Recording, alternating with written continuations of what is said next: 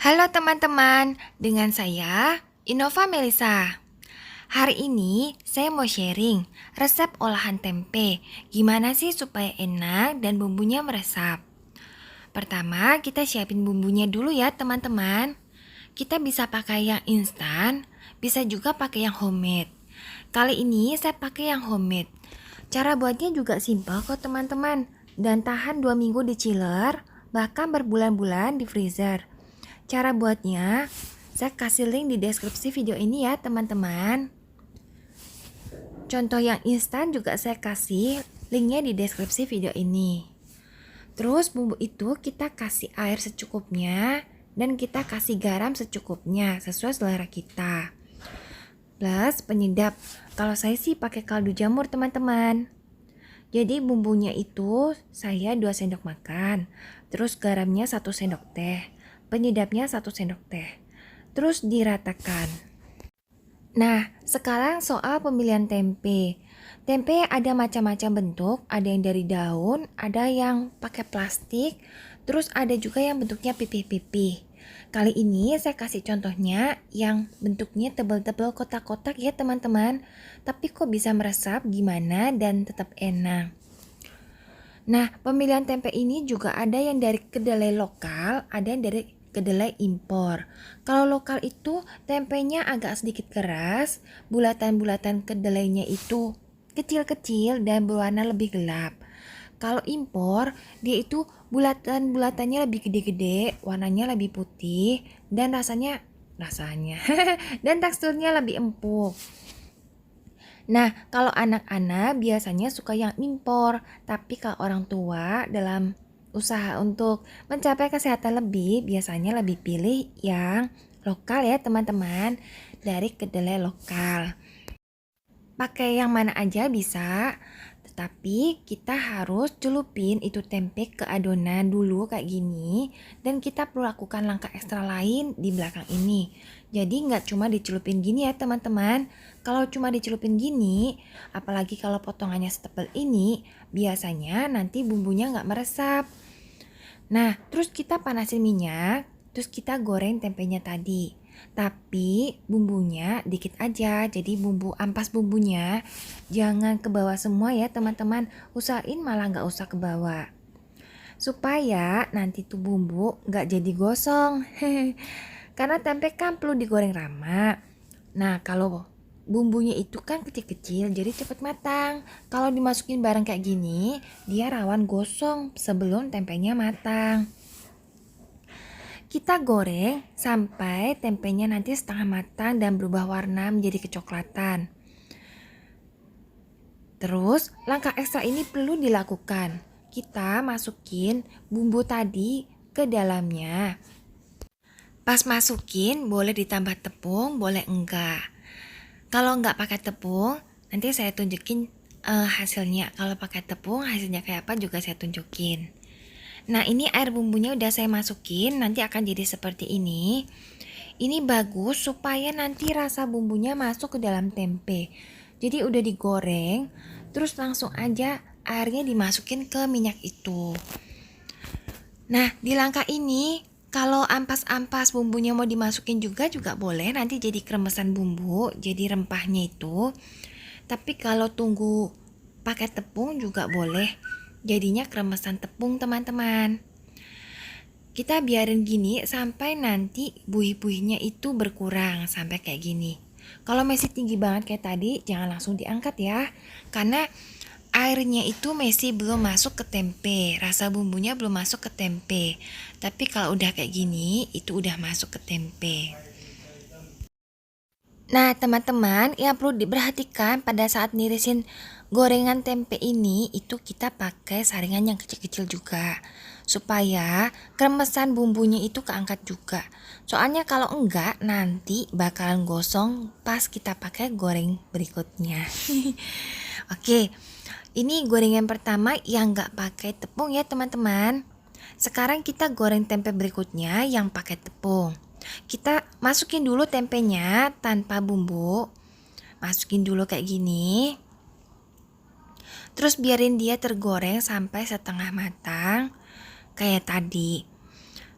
Tujuannya supaya nanti si bumbu bisa meresap juga. Kalau misalnya langsung gitu, itu nanti bumbunya nggak terasa teman-teman. Nah, kalau udah sampai kecoklatan kayak gini, saatnya masukin bumbu. Tapi kali ini saya mau kasih tepung. Nah, tepung yang digunakan kalau teman-teman suka yang mapiur, itu kita pakai tepung terigu protein rendah. Kalau suka yang agak kenyal-kenyal, itu kita bisa pakai tepung tapioka. Dia juga bakal lebih kuat, nggak gampang pecah. Kalau diantara itu bisa dicampur ya teman-teman. Mau semapiur apa, mau sekuat apa, itu bisa dicampur. Tepung tapioka dan tepung terigu protein rendah. Pastikan tepungnya itu udah merata, terus masukinnya kayak gini. Jadi kayak hujan gerimis gitu loh teman-teman. Jangan kayak hujan deras ya. Kalau kayak hujan deras nanti nempel di bawah dan gak jadi kremes, tapi jadinya kayak rempeyek. Jadi kalau kayak gini bakal jadi kayak kremesan gitu loh teman-teman. Teksturnya juga cair ya teman-teman, kayak gini ya. Kalau misal teman-teman suka yang lebih rapat, lebih gede-gede potongannya, boleh sedikit lebih kental, tapi jangan terlalu kental, dan masukinnya tetap kayak gini, jangan kayak hujan deras ya teman-teman. Nah, ada yang suka diaduk, ada yang nggak suka diaduk. Kalau nggak diaduk nanti dia jadinya kayak lempengan gitu loh teman-teman, kayak piring gitu. Tapi kalau diaduk jadinya pecah-pecah. Kalau saya sih lebih suka yang diaduk sih, soalnya kalau nggak gitu, satu lebih repot karena mesti pakai api yang pas banget. Yang kedua itu tempenya jadi bersarang di antara kremesan itu. Jadi gimana gitu liatnya. Terus setelah matang kita angkat ya teman-teman. Nah, ini hasilnya kremesan tadi ya teman-teman, dengan teknik hujan gerimis. Jadinya kayak gini, pecah-pecah kayak gini. Nah, tapi ini sih kembali selera ya, ada yang suka yang kayak gini. Tetapi ada juga yang sukanya kayak gini. Kalau ini ditambahin tapioka sedikit teman-teman. Bahkan bisa juga ditambah telur sedikit.